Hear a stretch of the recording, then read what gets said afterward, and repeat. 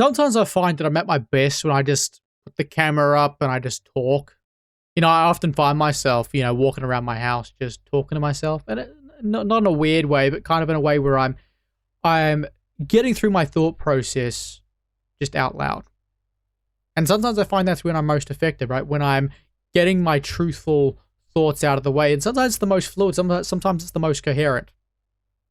And it annoys me because typically when I am the most coherent, I don't have a camera or anything recording it, so that's kind of frustrating. But in recent weeks, I've been banging on about how much we need an alternative in New Zealand, how much we need some leaders among us to stand up and say, pick me to lead us.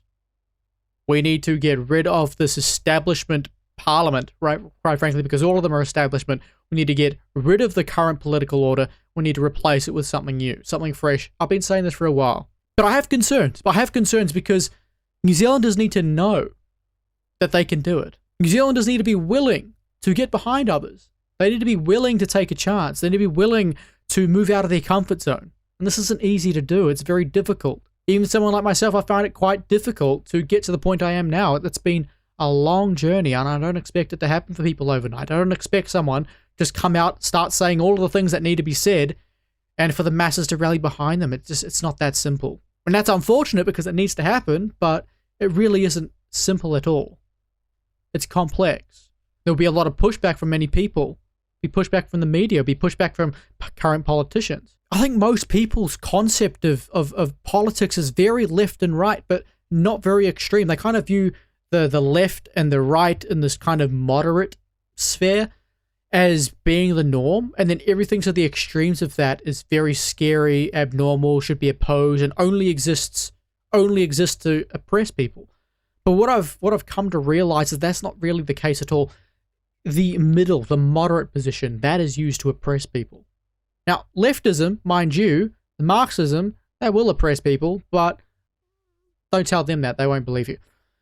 But then you move to the right, the extremes of the right, we get into very different territory. The right, the far right exists purely as where the establishment, the elites, they throw all of the ideologies which are actually best for people. That's where they throw them. They're like, oh, no, we can't have that. We don't have control over the people if these ideologies are allowed to take hold in our community, if these worldviews are allowed to roam free. So we must throw them over there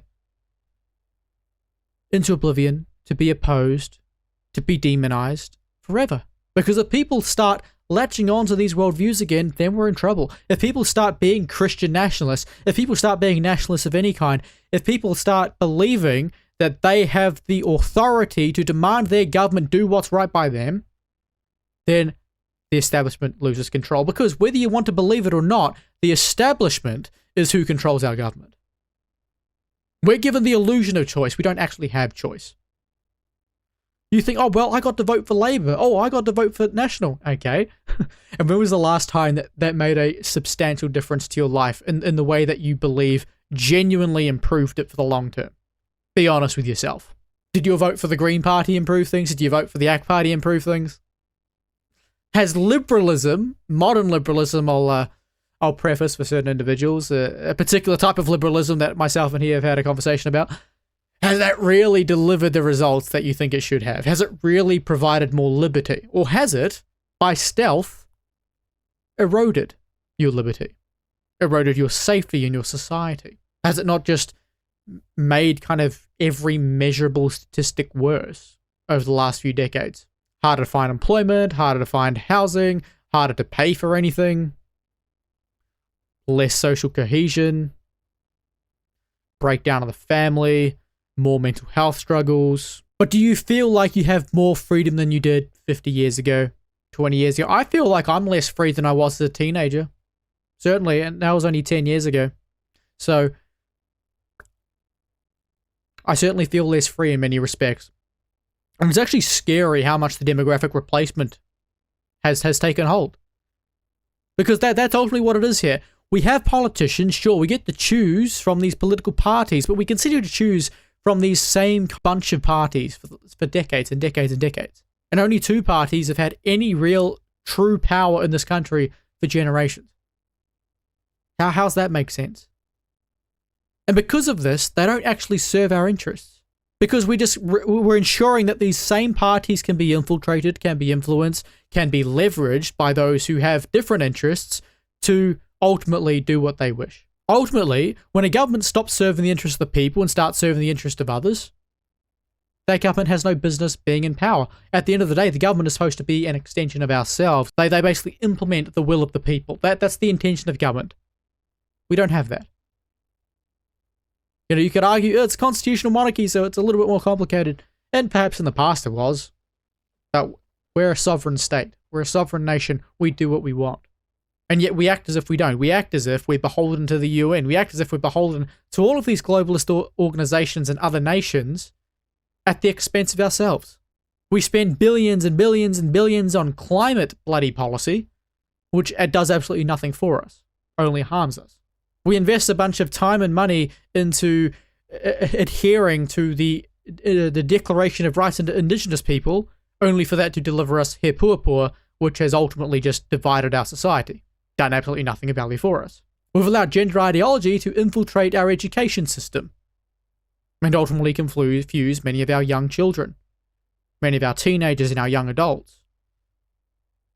We've allowed them to mutilate themselves. We've funded them to mutilate themselves. We brought in masses of migrants because, for some reason, we were told for decades that we're having too many children, even in my lifetime, by the way, that we're having too many children, so we need to slow down. Oh, and also the conditions under which you'd be having children aren't necessarily the best, and so the affordability of having a family isn't really there, so you should probably think about that first. In fact, actually, no, you know what? Women, they should go into the workforce, they should prioritize that, they should have children several years later, reducing just on a matter of averages, the number of children that they're likely to have because they're waiting until much older or later in life.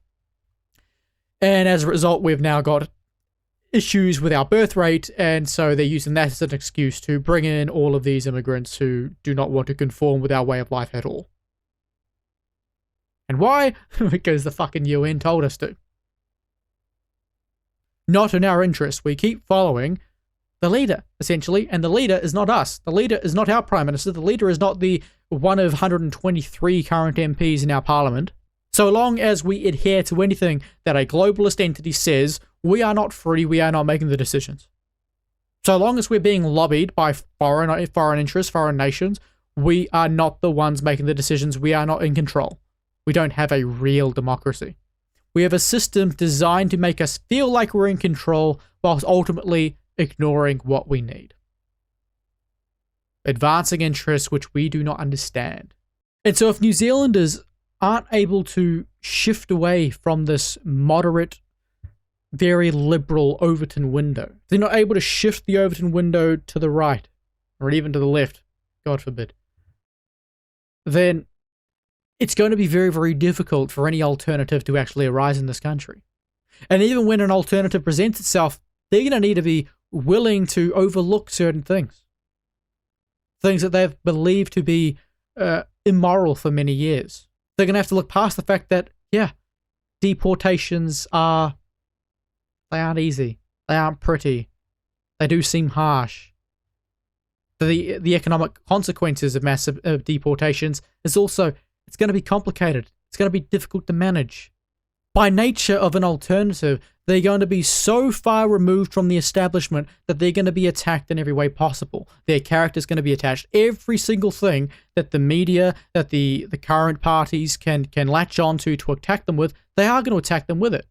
And when that happens, the average New Zealander is going to have to be able to overlook that. They're going to have to see through the bullshit. Or even just accept the flaws of those who are putting themselves there as an alternative. And say, okay, yes, you can say these bad things about this individual. You can say that maybe once upon a time they did some less than savory things. But what they're promoting to me right now is significantly better than what you have on the table. What they're promoting to me right now appears to me to be in my interests. Because what's in your interest is far more important than the skeletons in someone's closet. We get trapped in this idea of what's moral, what's immoral, and then they blur the lines of what's moral and immoral simply to divide us. And then they still manage to keep us trapped in this whole moral landscape when it comes to electing our politicians. No, they just want to micromanage who gets into positions of power because that's easier. If you allow any Tom, Dick, and Harry to obtain political relevancy, then you lose control. And so as a result, anyone who does not adhere to the narrative, to the agenda, must be silenced, must be defamed, must have their reputation destroyed, must be attacked, be it for legitimate reasons or otherwise. And so New Zealanders will need to be able to overlook these things if we're ever to actually achieve change in this country. And that's a scary thought. Right? It's going to be very, very difficult to overcome. And so that's why I keep reminding people, when it comes to these new movements, they need to be done at the right time with a set plan in place. You can't leave it to 12 months out from the election or less, which is typically the case, and then just pray that you get traction. No, it's not going to work that way. You get traction by putting in the work day after day for years and years and years, appealing to the right people, making yourself visible at the right moments. That's how you do it. So when that day comes, I hope New Zealanders will be on board, that they'll overlook the bullshit and they'll see what's in it for them.